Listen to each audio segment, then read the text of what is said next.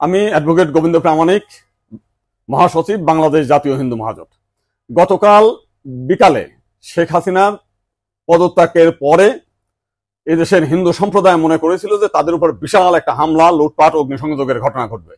কিন্তু গতকাল বিকালেই বিএনপি এবং জামাতের নেতারা তাদের নেতৃবৃন্দকে হিন্দুদের বাড়িতে হামলা, লুটপাট, অগ্নিসংযোগ যাতে না হয় এবং প্রত্যেক মন্দিরে যাতে পাহারা দেয় সেই ব্যবস্থা করার নির্দেশ দেয়। এবং গতকাল থেকে আমরা দেখেছি সেই পাহারা দিয়েছে।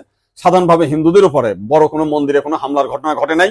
কিছু আওয়ামী লীগের হিন্দু নেতা আছে যারা বিভিন্ন সময় লম্পঝম্প করেছিল, তাদের বাড়িতে, শুধু হিন্দু বাড়ি না, মুসলিম আওয়ামী লীগ নেতাদের বাড়িতে হামলা হয়েছে, লুটপাট হয়েছে এবং সামান্য কিছু সুযোগ সন্ধানী এলাকা ভিত্তিক তারা কিছু সামান্য মন্দিরে হামলা করেছে, সেটা ব্যাপক বিষয় না। কিন্তু আমরা দেখলাম যে ভারতের রিপাবলিক এইটাকে নিয়ে ব্যাপকভাবে রিউমার ছড়াচ্ছে, নানান কিছু মিলে উদ্ভট কথাবার্তা বলছে।